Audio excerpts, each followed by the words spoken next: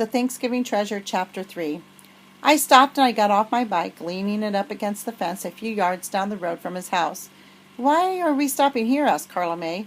"Come with me," I said, starting to climb the fence. "Why, whose house is that?" "Old Man Rehnquist." "Old Man Rehnquist," she gasped. "We can't go in there." Carla May knew about Rehnquist's feud with my father, and being a loyal friend, she was perfectly willing to consider him her personal arch enemy too. "Who says we can't go in?" I asked, and went over the fence. "There's a little stream down there behind the barn, and I bet the cattails are great. I could see them from the road." "Are you nuts? He'll come out and blast us to smithereens with his shotgun. We'll jump on our bikes and beat it with the cattails if he comes out with his gun."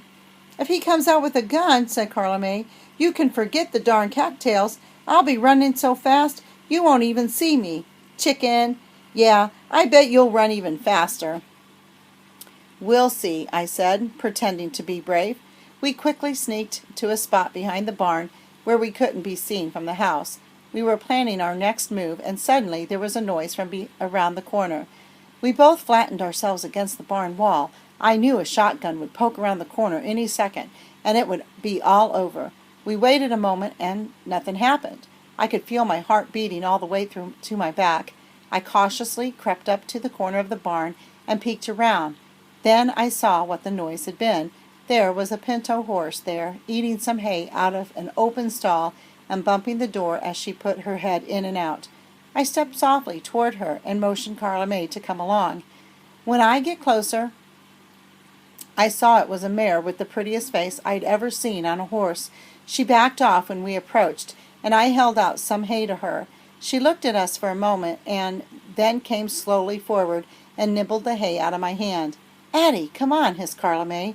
"Wait a minute, I just want to get a good look at this horse. She's beautiful." "Oh, for gosh sakes, horses aren't beautiful." Carla May was not much interested in horses, and she had no patience with my love for them. I would have happily given up any member of my family or my friends, including Carla May, to have a horse. But the mere mention of the word was enough to guarantee an argument for my father. He had grown up on a farm, and he saw nothing thrilling about a horse. He simply did not respond to my fantasies of riding at a gallop across the plains beside Roy Rogers and Dale Evans. "Addie," said Carla May, "are we here to get cattails or not?"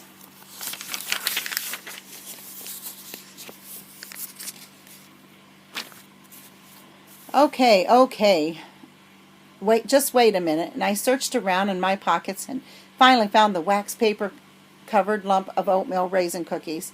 I took one and I held it out to the horse, and she gave it a delicate sniff and then chomped it down whole. I laughed and I rubbed her nose. She looked very interested in the rest of the cookies, but I put them back in my pocket. "Watch out, she might bite you," said Carla May.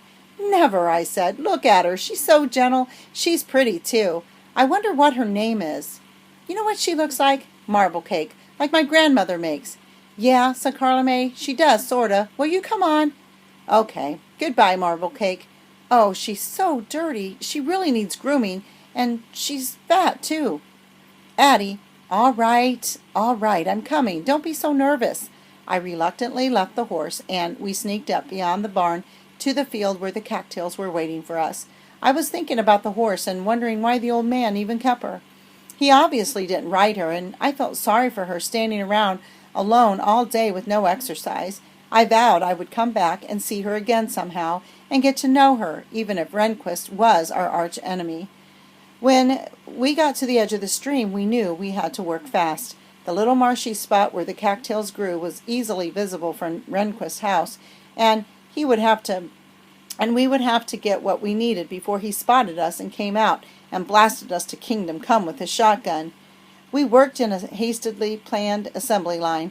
I cut cattails with the old scissors, and as soon as I had a handful, I passed them quickly to Carla May. She wrapped them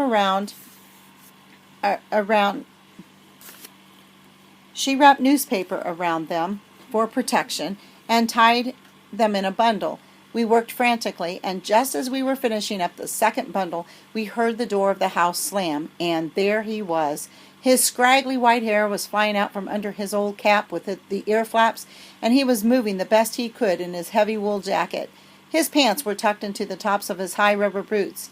He had his shotgun in hand and was shouting something unintelligible at us. "Addie!" screamed Carla May. "He can't get us from this range with a shotgun," I shouted. "Do one more bunch." I slashed clumsily at another clump of cattails and nearly threw them at Carla May. She fumbled with the string. "Hurry!" I shouted at her, putting the scissors carefully back into my jacket pocket. "Oh, I can't tie it," she shrieked, and got up and started running back toward the fence and our bikes. I grabbed the other bundle of cattails and followed close on her heels. Marble Cake stopped chewing her hay for a moment and stared curiously at us as we streaked by her. We leaped over the fence, and when we got on our bikes, we threw the cattails into the basket without waiting to lash them down.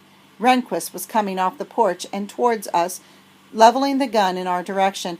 "Get out of here!" he shouted in his raspy old voice. "Get on off my property or I'll shoot you!" He was so furious I was sure I could see foam at the corners of his mouth, even from that distance. "Go on, or I'll get the law on you!" he bellowed, and stammered toward us as fast as he could on his gimpy old legs.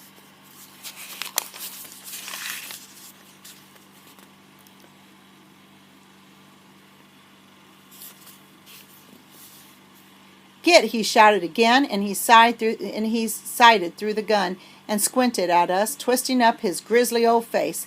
We strained and grunted and pushed our bikes over the rutted road and took off as fast as we could go. We pedaled standing up, pumping with such force that our bikes lurched back and forth under our hands, and we could hardly steer. The loose cattails were flying out of my basket with every bump. As we rode away, I looked back, and Rehnquist was still standing out in his front yard, shouting into the wind and waving the gun. About a half a mile down the road, we stopped to catch our breath and giggled with fear. "Holy moly," said Carla May breathlessly, hand over her heart. "That was close." "Oh, I wasn't scared," I bragged. "He probably can't even shoot straight." "I don't want to find out," she said.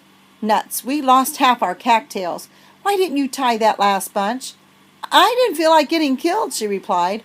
"Aw, we're practically bulletproof with all these clothes on," I said. "Yeah," said Carla May sarcastically. "Then how come you were riding even faster than I was getting out of there?" "I can't help it if my bike goes fast," I said, irritated. "It's these dumb skinny tires." "Ha!" she said, giving me a knowing look. For a best friend, Carla May could sometimes be very annoying.